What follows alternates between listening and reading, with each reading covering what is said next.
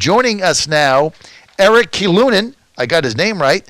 He's the CEO of Nuvakis and other companies in Michigan, and he's a little frustrated with Governor Whitmer. Erik, great to have you. Did I say your last name correctly? You hit it perfectly, John. I appreciate it. Boom. Boom, boom. Got it. So How you guys doing out that neck of the woods? I've been practicing your last name for 5 minutes, so I'm so happy, proud of myself. So you own businesses in Michigan. I live in Washington, D.C. during the week. So Saturday, we had 20,000 protesters in the middle of what was Lafayette Square. I think it's called, I think they changed the name to Black Lives Matter Square or something. But we had 20,000 people, no masks, no social distancing, and nobody's dead, right? They didn't have any body bags around, no refrigeration trucks, no hospital runs. Everything seems to be fine. So I guess if you have a protest sign, then you don't need to be in lockdown, or maybe the virus only travels to small business owners that are trying to give a haircut. Yeah, I tell you what, we're up here in Michigan, and I really can't wait for the court battles to get in full swing and listen to the arguments when they put up a picture of her marching shoulder to shoulder despite her stay-home orders. Her husband out asking for his boat to get put in front of everybody else on Memorial Day weekend, finding protesters and then going out and protesting yourself. You know, she's been actively just destroying her revenue base of our state and pretending to support. The problem is it appears like she's getting away with it, and that's really frustrating to me. We got a governor that... Go ahead. Let me ask you this. The woman has shut your state down for months, right? See, there's no justification of it other than get a mail-in ballot and carry it for Biden, right? That's what this whole game is that they've been playing. She's assassinated, I don't know, thousands of small businesses that are going out of business, that are going bankrupt. She just politically, she's just assassinated that. How does she get reelected? And how is Biden ahead in Michigan by 12 points? Well, number one, I don't believe the polls. We'll start with that one. And number two, as far as assassinating small businesses, yeah, that would be accurate. We got a woman that, it was amazing. She testified before Congress a couple of weeks ago, right? She did it. Her conclusions, if you read them, she was surprised by winter, spring, and illness. Literally, that's what she put in the paper she wrote. Mm-hmm. She had a polar vortex, which in Michigan we call winter. It happens every year. It's kind of a prerequisite to live around here. Mm-hmm. You are going to get winter, and it's going to snow. Mm-hmm. And the spring we had a little bit extra rain. Her attorney general made sure that the Tittabawassee Dam was kept up to save the mussels and destroyed Midland, Michigan. And then COVID came around, and she's running around like she knows what she's doing. And then turn around when it all gets done, she slaps you right in the face by walking out shoulder to shoulder with everybody protesting after she's writing fines for people that show up on the Capitol steps protesting to actually generate revenue for the state.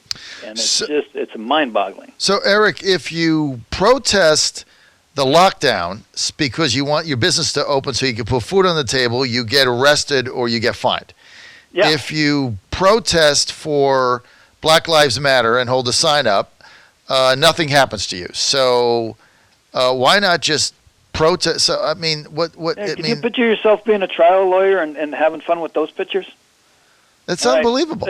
Explain to me how this person is illegal and worthy of a $1,000 fine, and over here you're marching shoulder to shoulder and you get no fine. Where was the Attorney General? How come she wasn't prosecuting that group? And excuse me, I got to. I look at these protests, and as much as they show a lot of people, or they think they show a lot of people, I think a lot of people in this country are waking up and seeing it. And I'm talking about people in the cities of Detroit. I'm talking about people in the cities of Flint. In Flint, I'm sure you heard about our sheriff there. A couple of people sparked together at exactly the right time, and they marched peaceably, and it's wonderful to watch. Everybody's sitting over there. Okay, let's straighten the mess out, and they're over here destroying everything, and you're sitting there scratching your heads, but the crowds, as big as they aren't that big. They're not even as big as a MAGA rally, for that matter. Mm-hmm.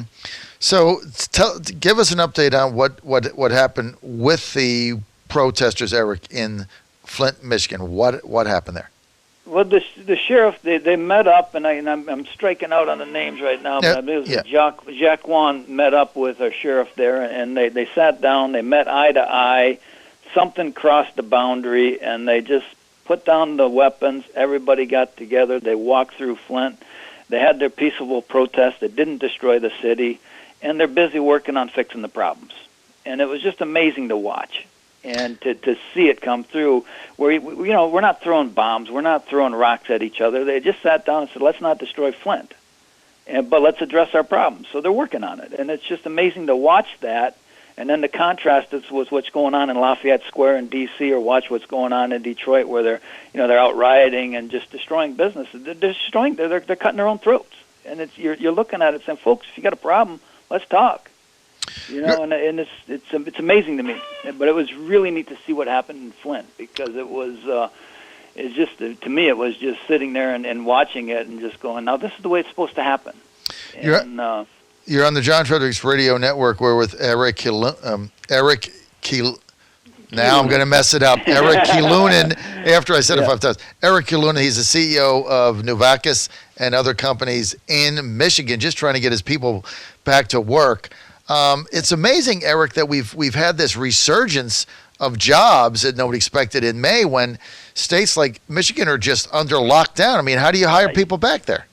Well, I tell you what, I don't know. I mean, she just got struck down on a ruling yesterday where she was trying to apply a $70,000 fine through MIOSHA standards, and I didn't read the actual everything on it, but she just got smacked on that one and said, no, you can't put a $70,000 fine on a business. The small businesses like mine, I kept mine open through the lockdown. I had a contracting business that after 3 weeks of being shut down, we got some of the PPP funding. I'm looking at all of a sudden these goalposts are moving. I'm like, we're going to die. Mm-hmm. And so that's when I got active. I just made a decision at that point. I called up my guys at a 10-man company. We lost $600,000 in business overnight. Mm-hmm. We had a month and a half stacked up, 10 guys ready to go to work, and we shut it all down. And so I called my guys up, said, who wants to go back to work? And 9 out of 10 said they'd come back. So we started it up a week before she allowed it, and did it intentionally, and that's when I got involved and got vocal and just said, okay, you want to fine me for feeding, probably 30, 40 people out of that business? Guilty as charged. I'll take the charge because this is a crock. And so did you get fined? No, it didn't touch me. I don't know if you know where I'm at, but I'm in the Upper Peninsula of Michigan. Mm-hmm. So by driving, I'm about 8.5-hour drive north of Lansing. So, right, you're Upper Peninsula, so you basically defied her order and just put your people back to work. Yeah, I mean, we've got the entire Upper Peninsula. We got 300,000 people. We had, I think, 6 or 8 COVID deaths across. We never, and we're reading her Safe Start plan. She's got 1 through 6 post-pandemic. We never got to 6. and we've been shut down up here, and we got our one liberal city up here, Marquette. Everybody's running around in masks. The disease went through our area in December, January. It did. I mean, we watched it. A couple of local hockey teams, a high school and a college team. 6, 7 guys go down sick with a virus. Nobody really knows what it is, but they come back. I got a few kids myself. I got 10 of them, and one of them I know absolutely had it. Same, shortness of breath, temperature for a couple of weeks.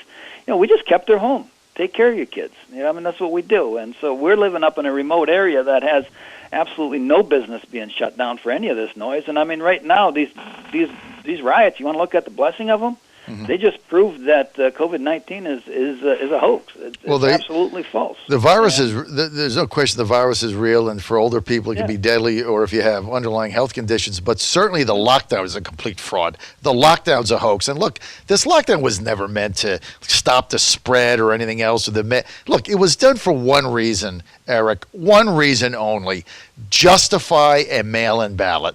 That was it. Tank the economy. That was the first goal. Tank it so Trump can't get reelected. Then the second goal was extend the pain so we can justify a mail-in ballot.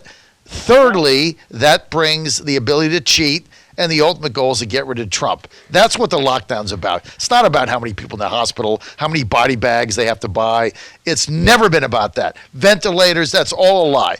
It's about getting rid of Trump.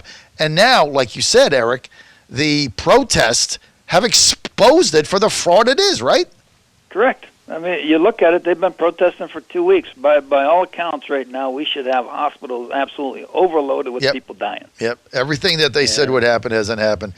Erik, stay with us. We're going to talk a little bit about more of Michigan's future. I'm going to go to a quick word from our sponsors, Eric, in the Upper Peninsula in Michigan. A lot of fans I got there. I'll be right back.